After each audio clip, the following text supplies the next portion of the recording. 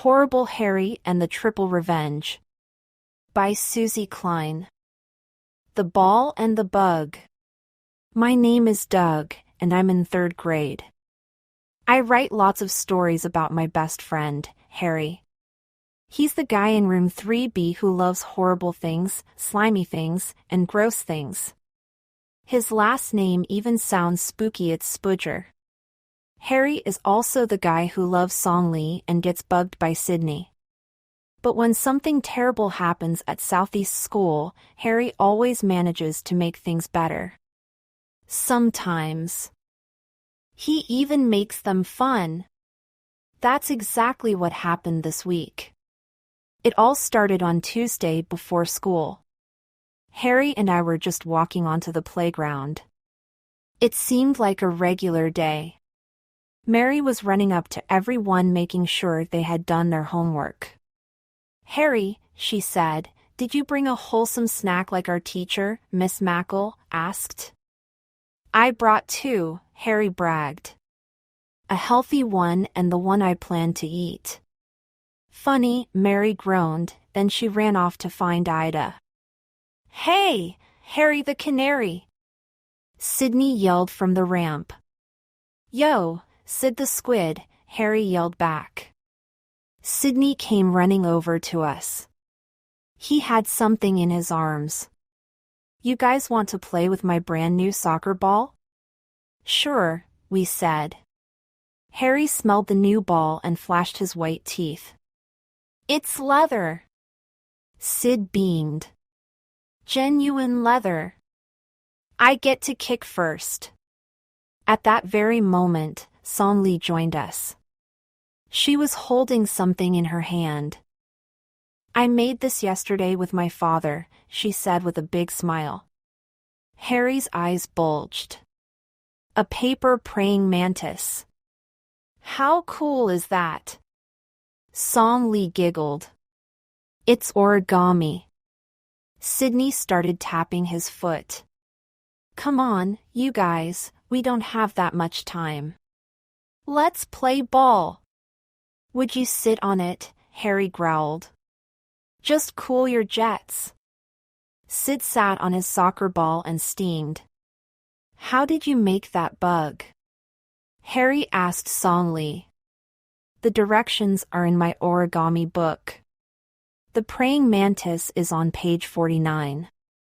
It's the most difficult one. Time is ticking away, Sydney groaned. Harry ignored him. He was looking at page 49. Man, there are 100 steps for making a praying mantis. It takes time, Song Lee said with a big smile. And you need help. Does your bug stand up? Harry asked. Yes, Song Lee said proudly. We watched her set the praying mantis on the asphalt playground. The bug stood tall and didn't tip over. Suddenly the bell rang. Sydney jumped up and shouted, Thanks a lot, El Tweedo. I couldn't believe what Sid did next. He stomped on the praying mantis, crushed it, and ran away with his soccer ball. Song Lee immediately bent down and picked up the crumpled paper. She held it close to her heart. I saw her brush away a tear, then run over to line up. Harry held up both fists. Double revenge? I asked. Harry shook his head. Nope, triple revenge. Triple revenge? It's the biggie, Harry explained. And this time it means 3 consequences for Sydney Loeffler. Oh boy, I thought Sid was doomed. Snack attack. When we lined up at the school door, Mary was the first to notice Song Lee. Why are you crying? She asked. Song Lee shook her head. It's nothing, she whimpered. Then she wiped her eyes and didn't cry anymore. Song Lee hardly ever tattled. Mary looked back at us. We were the last ones in line. I bet Harry did something, she growled. Song Lee shook her head again. No. I'm fine, she said. Sydney was the first one to sit down in his seat and take out his writing notebook. He drew a soccer ball on a fresh page, then put it in a circle with a diagonal line. It looked like a no soccer sign. As the rest of us got out our notebooks, I wondered when Harry would get revenge number 1. Right now Harry was just glaring at Sid across the aisle. "Good morning, boys and girls," Miss Mackle said. "I hope everyone remembered their healthy snack. We're having a special visitor in a few minutes, and we want to be prepared." Harry reached into his backpack and pulled out 2 snacks. Both were wrapped in foil. One was round. One was square. Just as he was putting both in his desk, Sid leaned over and whispered, "Can I have one? I forgot my homework. I don't want anyone to know." What nerve! I thought. El Creepo was asking for a favor. "Sure," Harry said, grinning. "I'd be glad to share." My eyes bulged. Harry was secretly handing Sid the square snack. What was Harry up to? "Thanks, pal," Sid said. "Don't open it until you eat it," Harry added. "Keep it fresh." "Gotcha," Sid replied.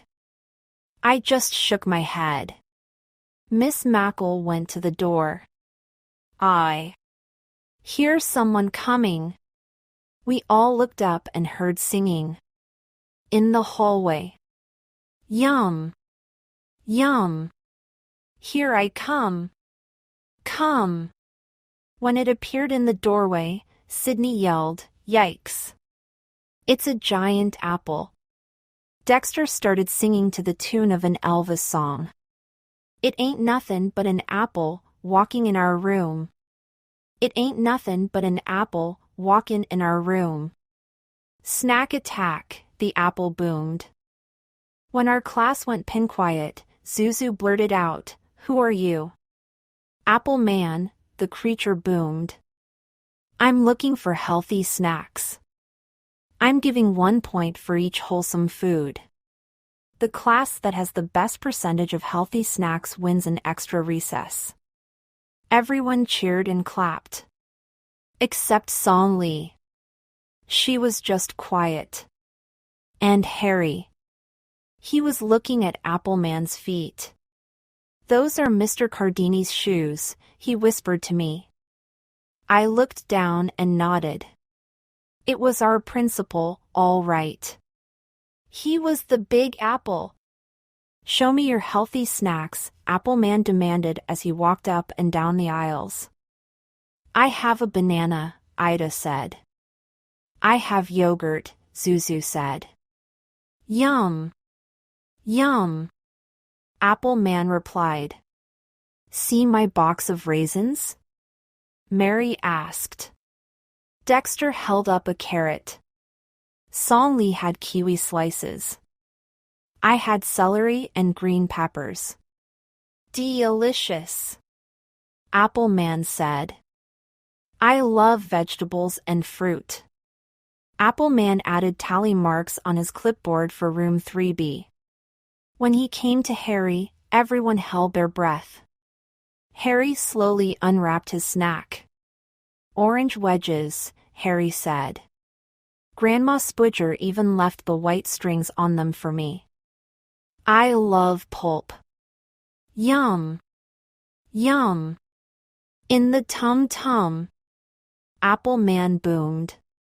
Finally, Appleman came to Sydney's desk.